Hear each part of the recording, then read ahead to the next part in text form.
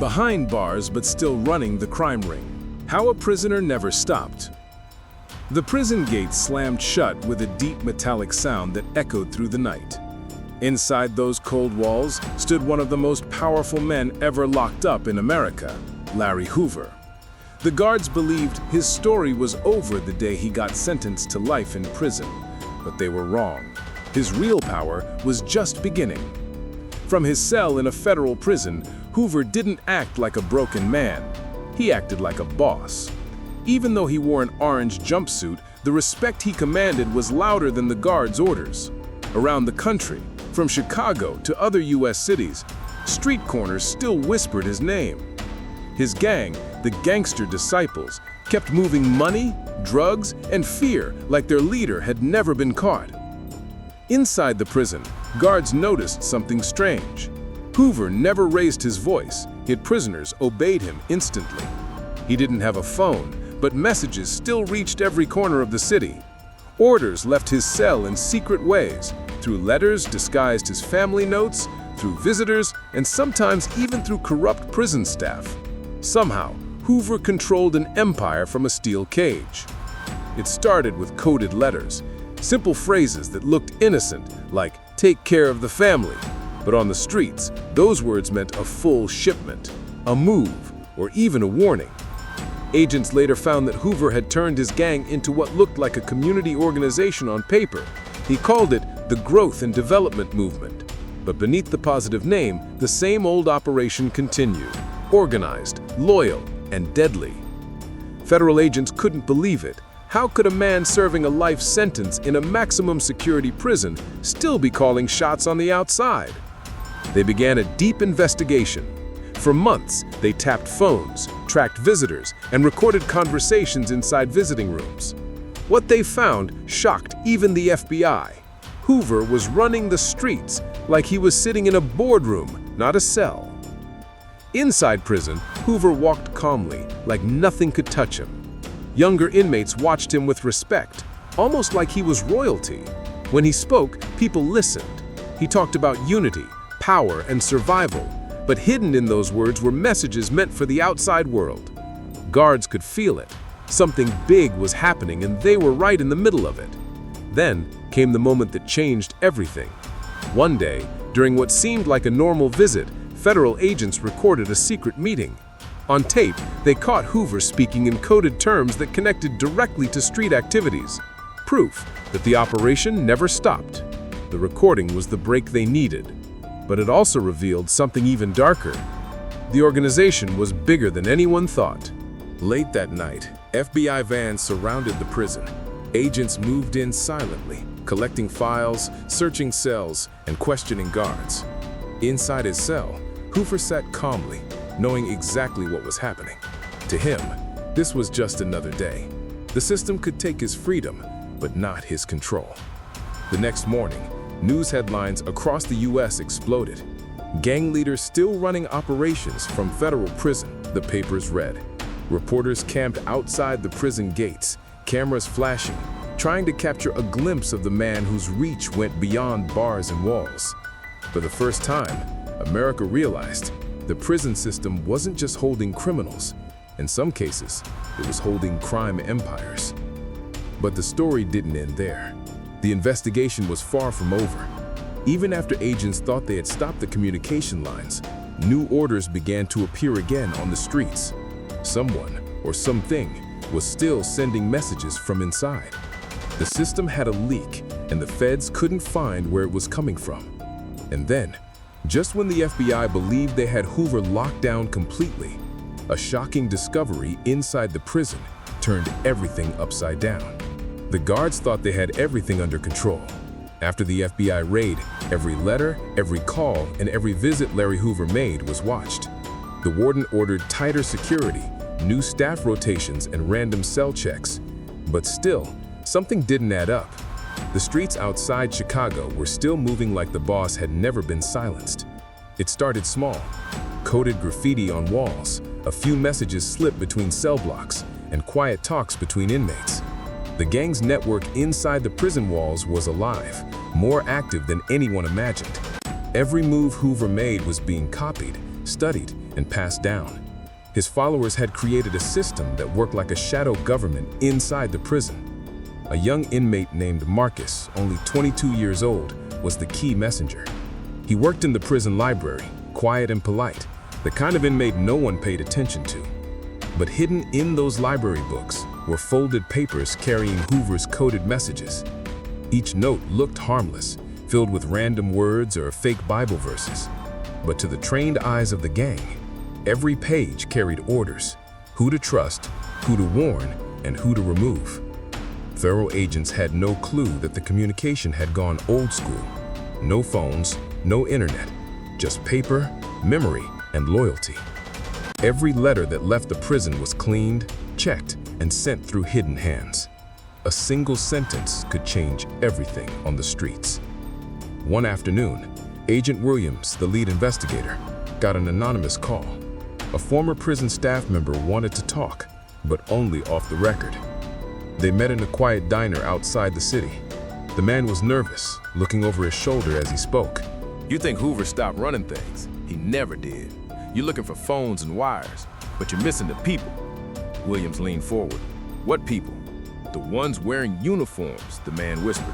Some guards, some staff, not all, but enough. They move things for him, letters, food, even cash. He pays them through family on the outside. You cut one line, he builds another. Williams froze. Corruption inside a federal prison? That meant Hoover's reach wasn't just inside the gang, it went through the system itself. Back inside the prison, the tension was rising. Inmates whispered Hoover's name like it was forbidden. Some called him the chairman. Others just said, the man. Even though he never left his cell block, everyone knew when Hoover made a decision. Fights stopped, movements changed, and order returned or chaos started, depending on his word. But not everyone was loyal.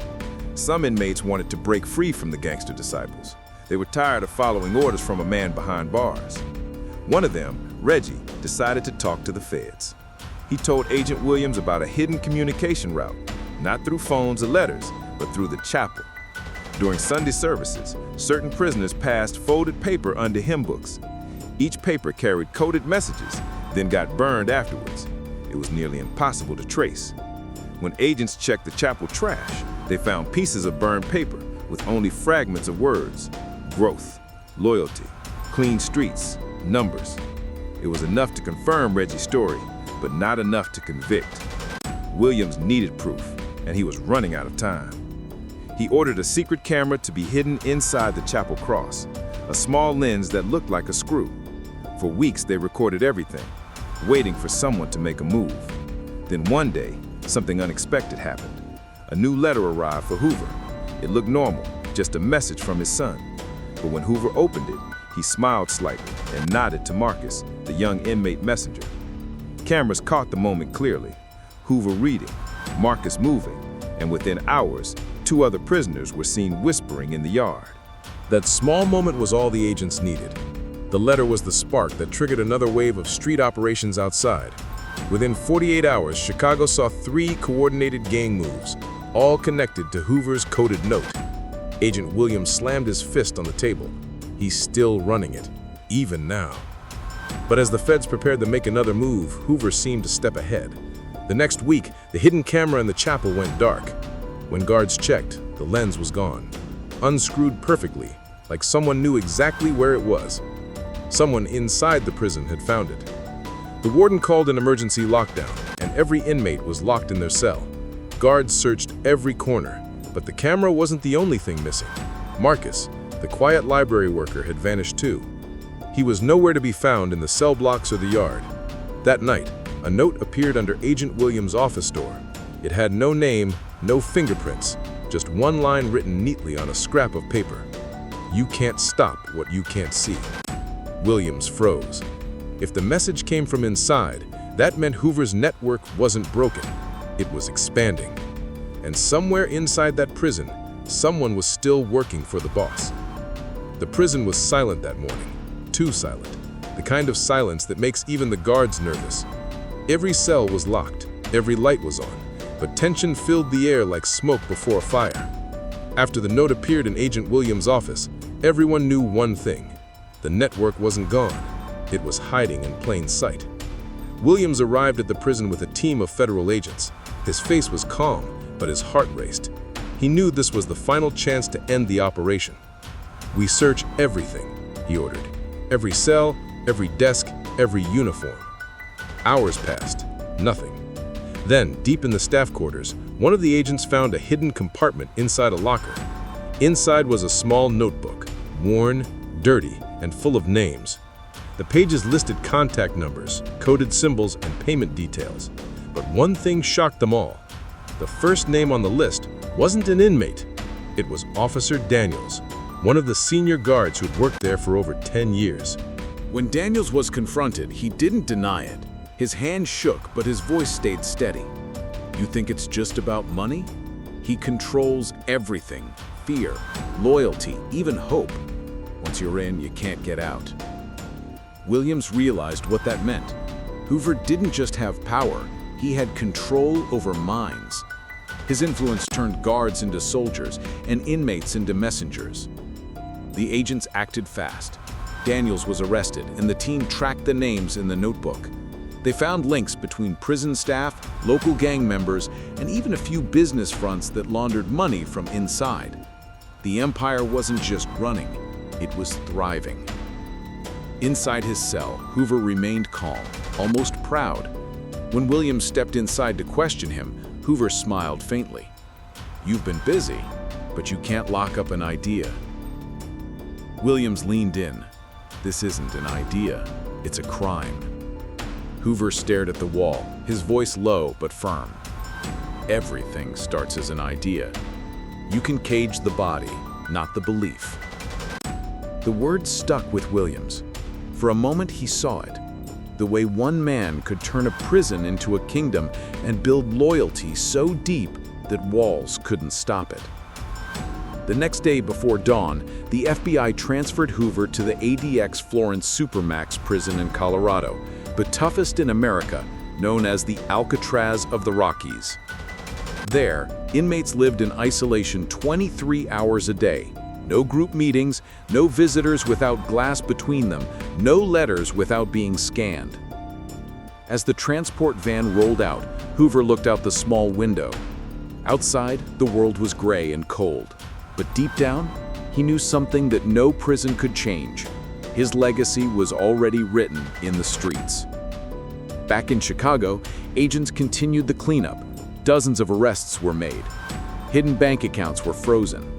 The federal team believed they had finally stopped the communication chain.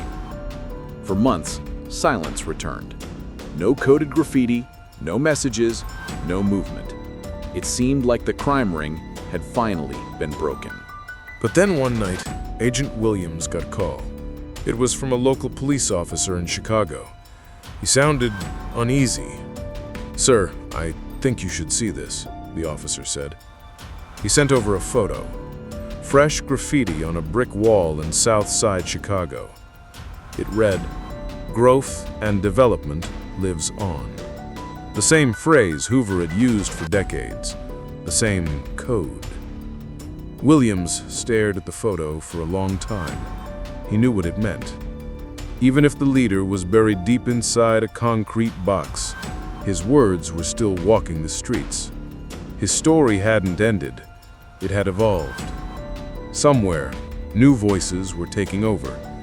The empire didn't die. It just changed faces. As the camera zooms out in the closing scene, you see the walls of ADX Florence standing tall, silent, and cold. But inside, one man sits in a small concrete cell, writing something on a piece of paper. He folds it carefully, places it inside a book, and whispers softly, "You can lock me up, but you can't lock up the message." Even behind the thickest walls and the coldest steel bars, power still finds a way to breathe. Larry Hoover's story is more than a tale of crime. It's a warning about influence, loyalty, and how control can survive even when freedom is gone. From a single prison cell, one man managed to shape the streets of America. His words turned into orders. His followers turned into a movement. And his legacy, for better or worse, still echoes far beyond the prison gates. As the years pass, one truth remains. You can lock up a man, but you can't always lock up the message he left behind. This has been another true crime story based on real-life events inside U.S. prisons. If you want to uncover more real-life stories of power, betrayal, and justice, don't forget to like, share, and subscribe.